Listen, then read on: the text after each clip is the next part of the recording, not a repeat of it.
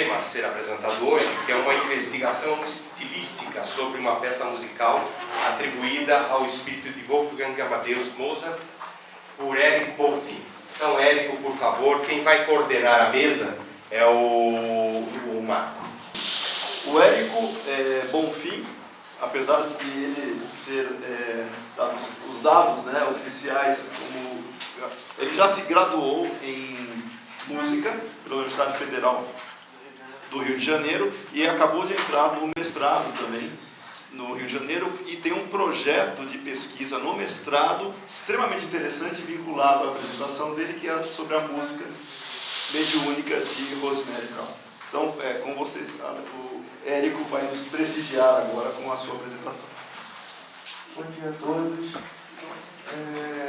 Bom, essa apresentação é sobre o que é possivelmente o primeiro caso de música mediúnica, pelo menos de música de concerto mediúnica registrada, né, com partitura e atribuída a um grande compositor. Trata-se do fragmento de sonata ditado pelo espírito de Mozart ao médium Brondel Lebal. Não sei se a pronúncia é essa, pelo menos assim que se escreve. E um fragmento que foi divulgado nos círculos do Allan Kardec, né? Quer dizer, o médium era conhecido dele. E esse fragmento de sonata foi queimado no Alto de Fé de Barcelona, junto com centenas de obras espíritas, né? Eu falei com o Marcelo, como eu vou falar desse fragmento de sonata, eu falei com o Marcelo para passar um vídeo dele para vocês ouvirem e aí depois eu falo.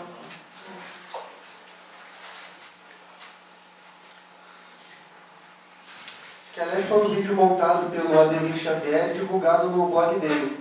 É um vídeo meu tocando esse fragmento de sonata sobre o qual eu vou falar daqui a pouco.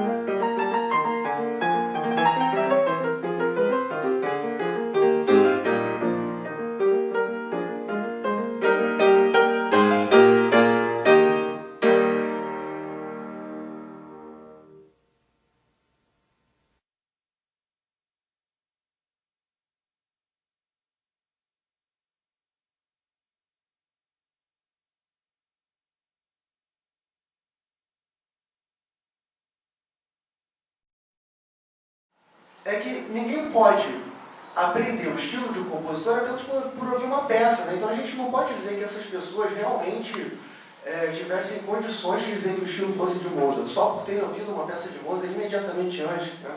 Então é um teste também problemático nesse sentido. Então, quer dizer, o primeiro teste era melhor, só que é muito vago. O segundo teste já é menos vago, a gente tem a data, tem a pianista, tem algumas informações, mas tem um problema metodológico aí.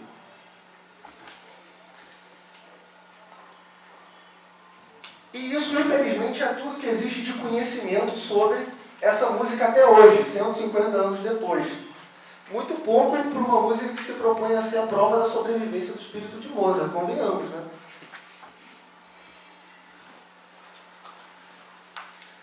Na verdade, existe um comentário hoje, foi tudo que eu achei de conhecimento sobre essa música, foi isso, e um comentário na internet que é só sarcasmo, do início ao fim, um comentário que debocha da peça completamente do início ao fim, olha só.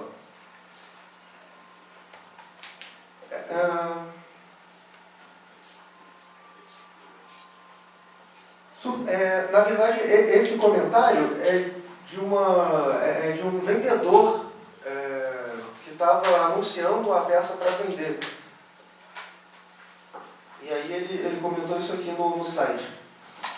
Surpreendentemente, esta publicação mostra claramente que ninguém além de Dorival realmente conheceu ou compreendeu a música de Mozart. Olha o sarcasmo, né? Apenas ele sentiu a genialidade da mais simples e sublime grandeza em uma música que nunca vai além da dominante, em alguns casos de extrema bravura, e da subdominante. Depois de ouvir nosso fragmento de sonata, todas as complicações encontradas na música que conhecemos como sendo de Mozart devem ser falsificações. O jeito romântico da peça de Dorival pode indicar que a música celeste pode não ser muito entusiasmante e deve precisar de muitos aperfeiçoamentos, ou então é melhor ficarmos na nossa deplorável terra. Olha só o que a pessoa escreve, né?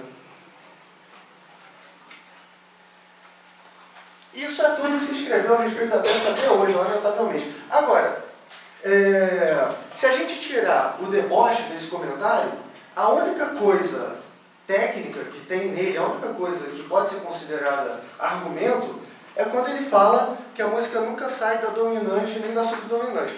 Eu fui olhar a partitura. Isso não está no PowerPoint, está no projeto de pesquisa. Eu fui olhar a partitura e, na medida do possível, eu tentei medir, já disse que eu não sei até que ponto isso é possível, mas assim, foi ele que começou, de qualquer forma. Eu tentei medir a variabilidade harmônica da música, fazendo o seguinte: eu peguei quantas vezes aparecia uma dominante de um novo tom. E eu contei para ver quantas modulações ou inflexões modulantes tinha na música. Eu observei que no fragmento de sonata, que esse fragmento de sonata tem muito mais modulações e é, portanto, muito mais variado harmonicamente do que o primeiro movimento da sonata K545 de Mozart. Foi uma sonata que eu escolhi ao acaso. Então, a crítica que ele faz quanto à harmonia, ele fala que não sai do quinto e do quarto grau, não faz o menor sentido. Não sei se ele leu a partitura, não sei se ele sabe ler a partitura, porque não faz o menor sentido. A crítica não procede de nenhuma forma. Bom, a proposta do meu trabalho eu peguei um referencial teórico, e atenção, foi um referencial teórico só. Então, vocês vão ver uma pesquisa que mal começou, né? Um referencial teórico sobre a escrita, sobre o estilo de vários compositores em sua escrita ao piano. E eu peguei o capítulo de Mozart, vi o que esse musicólogo, chamado Conrad Wolf, dizia que determinava o estilo de Mozart, que era quais elementos são característicos da escrita de Mozart, segundo esse musicólogo, e vi se esses elementos apareciam no fragmento sonata. Ou seja, é possível determinar que o estilo é de Mozart. Os elementos característicos do estilo de Mozart ao piano, segundo Conrad Wolf, estão no fragmento de sonata, e é isso que a gente vai ver. Quanto tempo tem? Sério? Não, mas teve também muito tempo, né, do vídeo. Não, então... Já te contou? Não, eu estou considerando. Pode... Ah, tá. começou a pesquisa. Não está indo. É aí, lá. Aperta lá para a porta. Para fora. Lá, não, aqui. Aqui. Quem sabe? Não, acho que tem que pedir para o Marcelo, tem como passar o slide? Obrigado. Bom, a primeira característica do estilo de Mozart, típica do estilo de Mozart, que o Conrad Wolf cita, é que é a seguinte: a escrita de Mozart instrumental tinha característica vocal, quer dizer, era um compositor de tipo vocal, mesmo o que tinha nele, mesmo o que ele escreveu para piano tinha característica vocal. E aí eu fui ao Schoenberg, outro referencial, ver o que ele dizia que era uma escrita vocal. E ele enumera essas características. Notas relativamente longas, porque ninguém consegue mudar de nota cantando muito rápido, né? Sinuosidade, quer dizer, a melodia vai para o agudo, volta para o grave e tal. Ausência de grandes saltos bruscos, claro, ninguém consegue mudar de uma nota muito grave para uma nota muito aguda muito rapidamente, né? No instrumento daria para fazer isso, só que aí a gente não seria uma escrita vocal. Esse que é o ponto. Quer usar aqui? Ausência de intervalos aumentados ou diminutos, que são intervalos digamos assim, não está muito no nosso ouvido de música tonal, então dificulta um pouco para a gente cantar. Emprego dos intervalos naturais de um tom, tem a ver com o anterior. Modulação gradual e uso cauteloso de dissonância. Eu observei que no tema principal do fragmento de sonata, todas essas características são respeitadas. Não só no tema principal, mas ao longo dela, muitas delas, claro que ao longo da peça toda não tem como respeitar tudo isso, até senão a peça seria muito monótona. Mas o tema principal, por exemplo, respeita todas essas características, o que faz dele um tema absolutamente vocal, fácil de cantar, melodioso, né?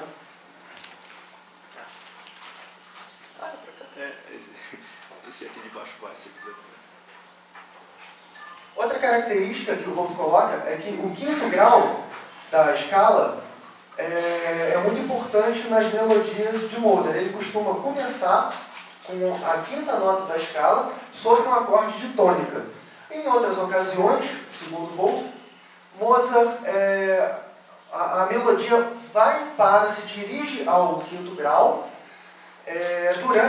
logo durante a frase de abertura. Quando não começa logo com o quinto grau, ela vai para o quinto grau. Isso na melodia, né? A harmonia é do primeiro grau. No fragmento, a gente não tem exatamente isso, mas a gente tem algo semelhante. Ele não começa o fragmento no quinto grau, na melodia. Ele começa com o terceiro grau. Só que a primeira nota do compasso seguinte é o quinto grau, ou seja, a melodia se dirige ao quinto grau. É o segundo caso que o Wolf menciona. A melodia se dirige ao quinto grau. Não posso não. Só que, para quem não ficar satisfeito com essa semelhança, que não é tão grande, até porque o quinto grau ele surge sobre um acorde de quinto grau, então não é o caso, digamos assim, mais típico. Agora, eu peguei a única outra peça que eu tenho de Mozart, que já é de outra médium, da Rosemary Brown, feita muito tempo depois, e a única outra peça mediúnica que eu tenho de Mozart, né? Que é da Rosemary Brown. E essa única peça mediúnica, essa única outra peça mediúnica que eu tenho de Mozart, começa da exata maneira que o Conrad Wolf diz que é a mais típica de Mozart. Com um acorde de primeiro grau, a música está em sol menor, na mão esquerda a gente tem sol si, é acorde de primeiro grau, e na mão direita da melodia a gente tem a nota de quinto grau, quer dizer, exatamente o caso que o Wolf diz que é típico de Mozart. Esse aí sem que tirar nem pôr, exatamente o que ele diz que é característico. Outra característica que o Wolf diz que é típica da escrita de Mozart ao piano é que Mozart contrasta linhas cromáticas e diatônicas, sendo que às vezes as cromáticas sobem e as diatônicas descem, ou o contrário, quer dizer, as diatônicas sobem e as cromáticas descem. E aqui, mais uma vez, a gente tem um caso claro disso, evidente disso. A gente tem duas linhas diatônicas descendentes Ré, Dó, Si, Lá, Sol, Fá, Si, Lá, Sol, Fá, Mi, Ré, as quais se segue uma linha cromática ascendente. Então é um caso exato do que Wolf caracteriza como sendo o típico de Mozart. Eu acho até engraçado, porque me pareceu bem melhor do que muitos exemplos que ele deu na própria obra de Mozart. Vou ver se de repente numa próxima edição a gente coloca o exemplo mediúnico lá. Tem outros casos desse contraste melódico, mas eu selecionei aquele porque era o mais claro. Em momentos de grande intensidade, Mozart às vezes recorre a grandes saltos de melodia. No fragmento que é um recurso operístico, né? É um recurso do virtuosismo vocal. Os bons solistas eles conseguem fazer grandes saltos com sua voz, né? com precisão. E Mozart traz essa escrita para o piano, né? No fragmento, a gente não tem nenhum salto muito grande, a gente tem um salto de oitava, não é tão grande assim, o Wolf tem exemplos de saltos muito maiores. Mas, de qualquer forma, existe uma semelhança interessante, porque como o Wolf fala, em momentos de grande intensidade. Aqui a gente tem uma textura muito densa, uma harmonia bastante tensa, ele está em Dó menor, modulou, e depois disso, vocês reparem que a nota mais alta é um Si bemol, acho que é uma nota bastante aguda mesmo para soprano, e ela vem depois de um Si bemol oitava abaixo, quer dizer, tem um salto, atacada uma nota uma oitava mais acima, uma oitava acima, e essa nota tem ainda uma marca, quer dizer, ela é acentuada. Isso, a meu ver, pode ser interpretado como uma escrita operística, um salto que caracteriza uma escrita que lembra o virtuosismo vocal de um solista de ópera. Então, eu acho que, de alguma forma, é semelhante ao que o Wolf menciona, embora não seja um salto muito grande. Tá acabando. As tensões em Mozart, bom, além de dissonâncias que se resolvem, texturas polifônicas que se resolvem em texturas homofônicas. Ele cita um caso, inclusive, em que essas tensões todas convergem para a volta de um tema anterior. Aqui a gente tem exatamente isso. Aqui a gente tem uma textura muito densa, lembro que isso até chamou a atenção da minha professora. Ela falou, caramba, 5 vozes para Mozart não é muito comum, né?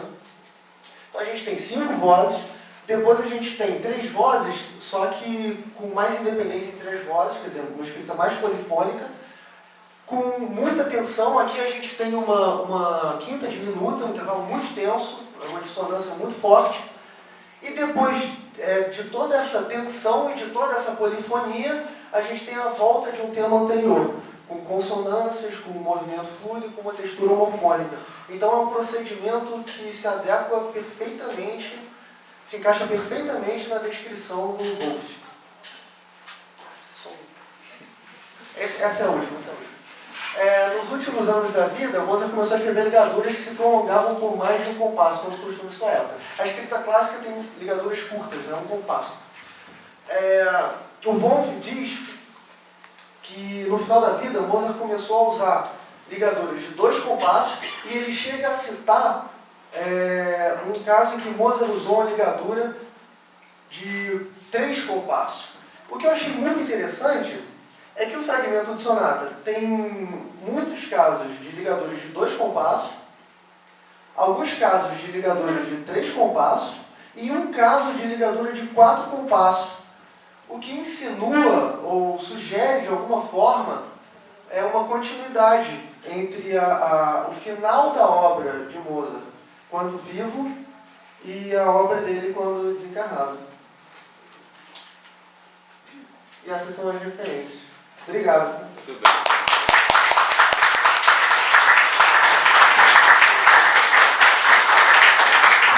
Então, alguma pergunta ou comentário? Alcione. Parabéns pelo seu trabalho, lindíssimo. Muito emocionante a gente ver a partitura tão clara como você falou. Eu queria te perguntar se, além do Wolf, teriam outros pesquisadores de Mozart que você podia se Que a gente podia, sei lá, beber nessa fonte. Com toda certeza. Na verdade, essa é uma pesquisa que mal começou, né? Tudo isso aí que vocês viram foi usando um capítulo de um referencial teórico. Então, existe um mar de bibliografia a respeito do estilo de Mozart que eu vou usar ainda. A pesquisa do meu mestrado é sobre outra obra. É sobre uma sonata atribuída ao espírito de Schubert e por outra médium, que é a Rosemary Brown, que é a médium mais importante que já existiu, médium musical. Mais importante que já existiu, sem dúvida. A ideia é exatamente essa, que vocês viram aqui. Eu vou pegar referências teóricas sobre o estilo de Schubert, vou ver se o que esses musicólogos dizem que é típico do estilo de Schubert aparece na sonata que é atribuída ao espírito de Schubert pela Rosemary Brown. Eu acho importante falar que existe um precedente muito interessante disso que eu estou fazendo nas letras, que é o trabalho do Alexandre Carvalho Rocha. É exatamente isso que eu estou fazendo, ele já fez há 10 anos, eu acho, com o Parnaso de Além Túmulo. É um trabalho maravilhoso, absolutamente maravilhoso, muito impressionante, inclusive, tanto no mestrado quanto no doutorado. Ele fez exatamente isso, ele pegou poesias do Parnaso e viu se elas, pegou referenciais teóricos sobre aqueles autores aos quais as poesias do Parnaso eram atribuídas e viu se o que aqueles críticos literários, aqueles estudiosos, viu-se o que eles diziam que determinavam os estilos daqueles poetas, se essas características apareciam de fato nos poemas mediúnicos. Mais uma lá, rapidamente. Por favor, por favor, para o pessoal poder ouvir. Bom dia, é Adilson de Uberlândia. São duas perguntas rapidinhas. A primeira é o seguinte: quando a gente fala da obra de um compositor, a gente pensa que toda obra ele fez durante a vida, deixou tudo certinho. Não é bem assim, né? Às vezes as composições ficam esparsas e depois vem uma pessoa e reúne isso e publica como sendo a obra consolidada do autor. Então, mesmo hoje a gente pode ter aí peças de qualquer compositor que podem ser descobertas, ser atribuídas e ter dúvidas se é daquele compositor ou não.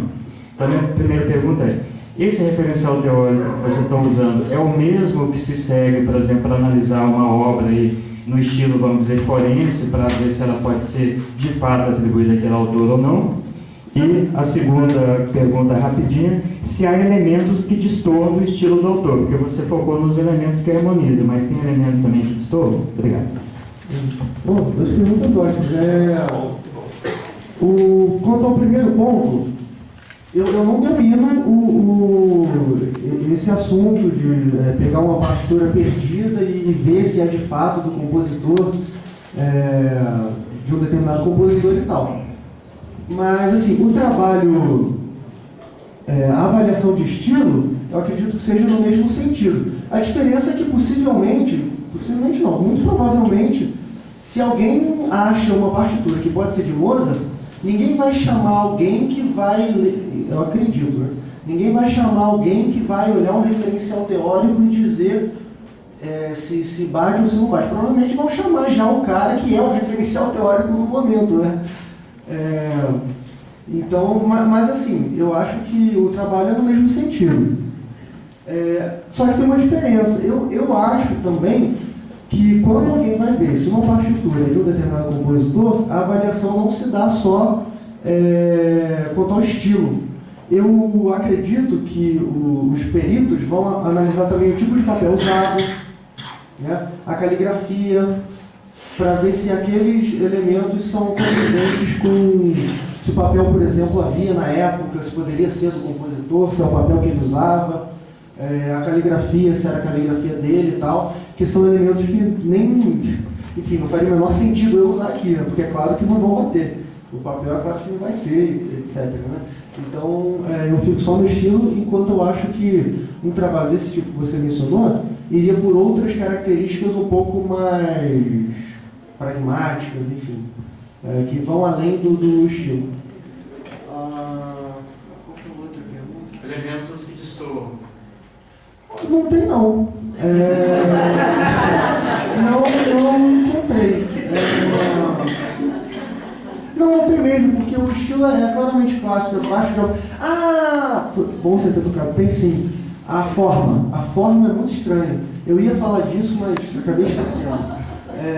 Não é a forma alegre de sonata, e é engraçado, porque o fragmento de sonata não é um fragmento de sonata. Ele não faz sentido entender essa peça que vocês ouviram como um trecho recortado de uma sonata. Não é uma exposição, não é um desenvolvimento, não é uma reexposição. E é uma peça inteira, só que ao mesmo tempo ela não tem a estrutura alegre de sonata, não tem uma estrutura ternária, é uma estrutura muito... Tem alguns trechos isolados, por exemplo, a primeira parte dela pode ser entendida como uma reexposição, só que uma reexposição não era para estar no início.